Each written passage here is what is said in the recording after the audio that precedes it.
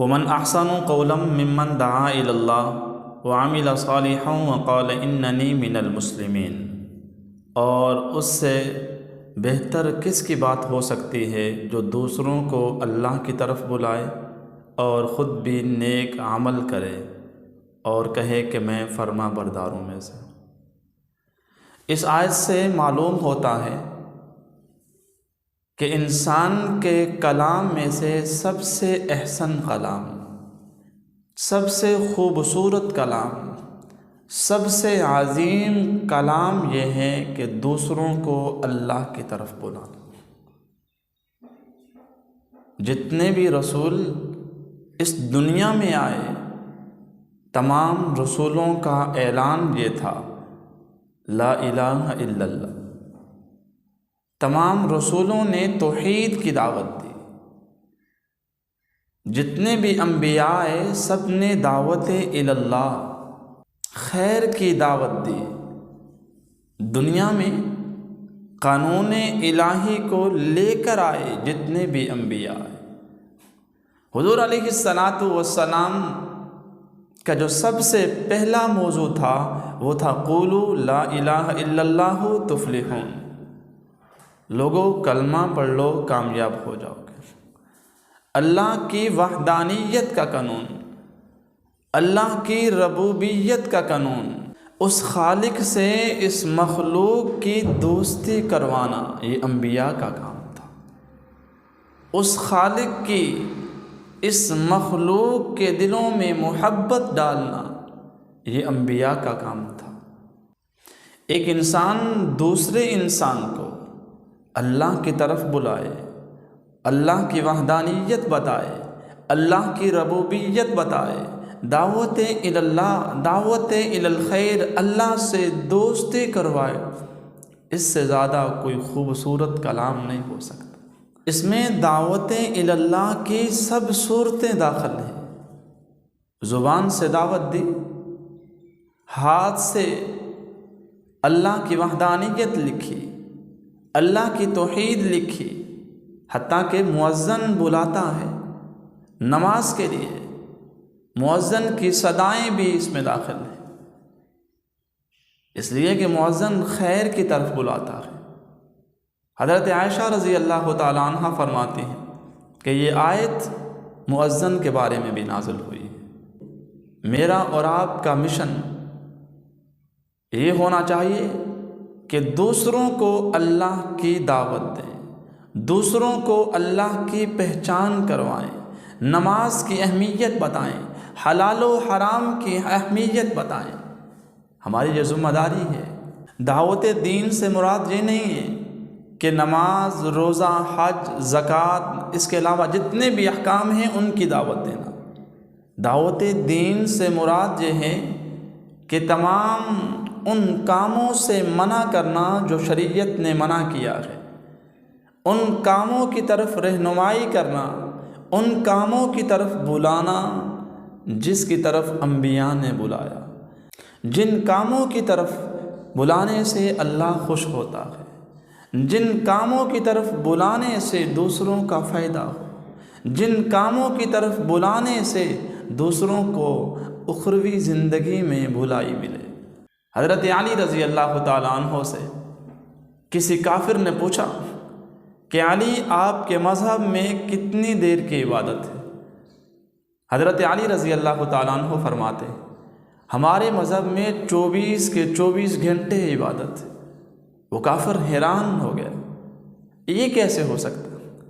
حضرت علی رضی اللہ تعالیٰ عنہ فرماتے ہیں کہ ہماری زندگی کے 24 گھنٹے ہیں، یہ 24 کے 24 گھنٹے حضور کے طریقے کے مطابق ہوں گے تو ہماری عبادت ہی عبادت ہوگی۔ میرا چلنا بھی عبادت، میرا سونا بھی عبادت، میں کھانا تو کھاتا ہوں لیکن یہ کھانا حضور کے طریقے کے مطابق کھاؤں گا تو میرا کھانا کھانا عبادت ہے۔ میں پانی تو پیتا ہوں، اگر یہ پانی حضور کے طریقے کے مطابق پیوں گا تو میرا پانی پینا بھی عبادت ہے۔ میں خوشی تو مناتا ہوں، اگر وہ خوشی حضور کے بتائے ہوئے طریقے کے مطابق منائی جائے تو میری خوشی منانا بھی عبادت ہے۔ میں کسی غم میں شریک ہوتا ہوں، کسی سے افسوس کرتا ہوں، وہ افسوس، وہ غم اگر حضور کے بتائے ہوئے طریقوں پر ہے تو میرا غم منانا بھی عبادت ہے۔ نمازیں ہم ادا کرتے ہیں، یہ نماز حضور کے بتائے ہوئے طریقے پر ادا کی جائے تو میرا نماز ادا کرنا بھی عبادت ہے۔ حضور علیہ السلام کا کیا فرمان ہے؟ آپ کسی دوسرے کو نیکی کی دعوت دیتے ہو اور وہ آپ کے کہنے پر نماز ادا کرتا ہے، وہ آپ کے کہنے پر قرآن کریم کی تلاوت کرتا ہے، وہ آپ کے کہنے پر ذکر و اذکار کرتا ہے، وہ آپ کے کہنے پر امر بالمعروف اور نہی عن المنکر پر عمل کرتا ہے، تو وہ نیکیاں کرے گا، آپ کو اس کا اجر ملے گا، آپ کو اس کا ثواب ملے گا۔ اگر آپ کی رہنمائی دین کے برخلاف ہوئی، آپ کی رہنمائی ایسے رستے کی طرف ہوئی جس سے اللہ بھی ناراض ہوتے ہیں، حضور کا کام بھی نہیں تھا، انبیاء کے کام بھی نہیں تھے، ایسے رستے کی طرف ہوئی تو آپ کو سزا بھی ملے گی، اللہ کے ہاں آپ کی پکڑ بھی ہوگی۔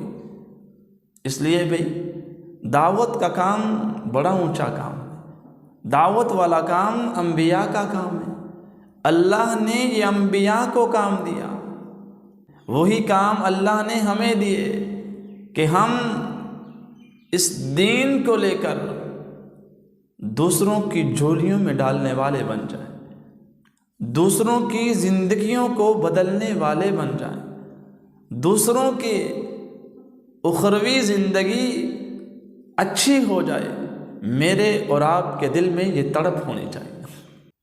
فرمایا کہ سب سے اعلیٰ کام اللہ کی پہچان کروانا ہے، اللہ سے دوستی کروانا ہے، اللہ کی ربوبیت ان لوگوں کے دلوں میں ڈالنا ہے، بتانا یہ ہے کہ لا الہ الا اللہ، اس خالق کے علاوہ کوئی معبود نہیں ہے، مانگنا بھی اللہ سے ہے، خوشی بھی اللہ دیتا ہے، غمی بھی اللہ دیتا ہے، میرے 24 کے 24 گھنٹے جو گزرتے ہیں، جس حالت میں گزرتے ہیں، یہ اللہ کے حکم کے مطابق گزرتے ہیں۔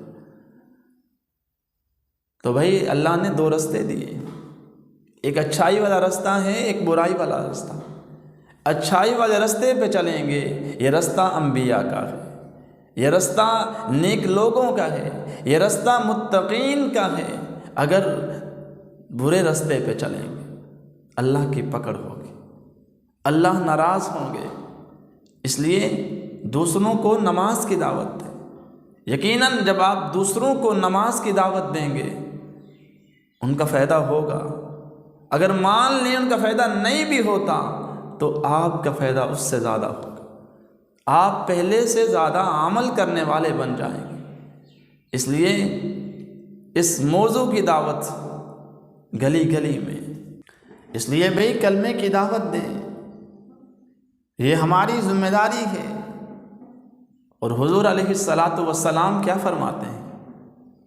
تم میں سے اگر کوئی شخص برائی کو دیکھے تو اسے چاہیے کہ برائی کو روکے، سب سے پہلے وہ ہاتھ سے روکے، اگر اتنی طاقت نہیں ہے کہ وہ ہاتھ سے نہیں روک سکتا، اسے چاہیے کہ وہ زبان سے روکے، اگر زبان سے روکنے کی استعداد بھی نہیں رکھتا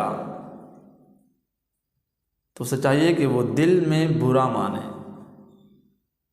اور یہ کمزور ترین ایمان کی علامت ہے۔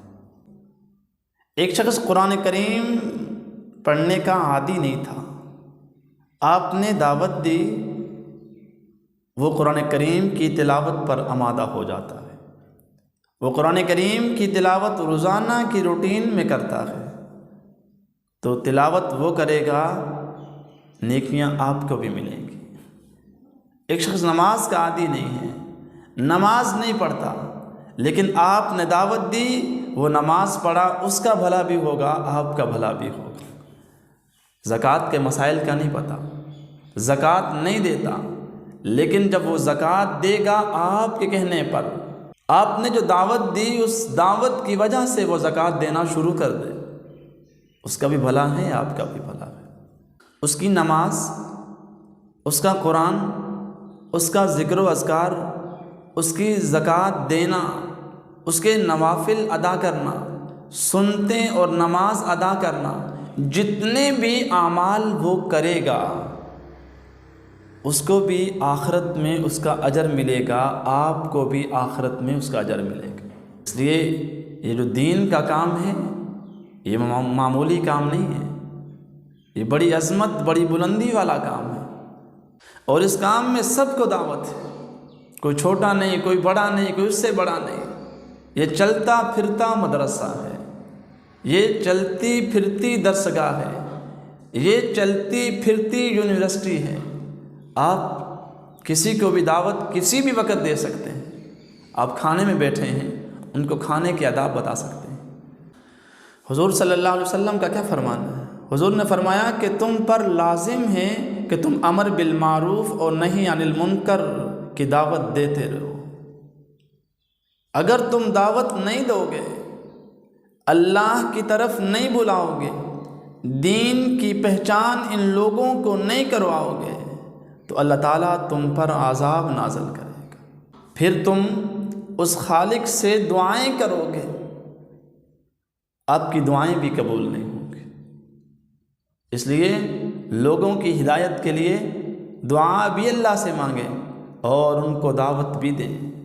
یعنی امر بالمعروف اور نہی عن المنکر، یہ ہر انسان کا فریضہ ہے کہ اس کی دعوت دے۔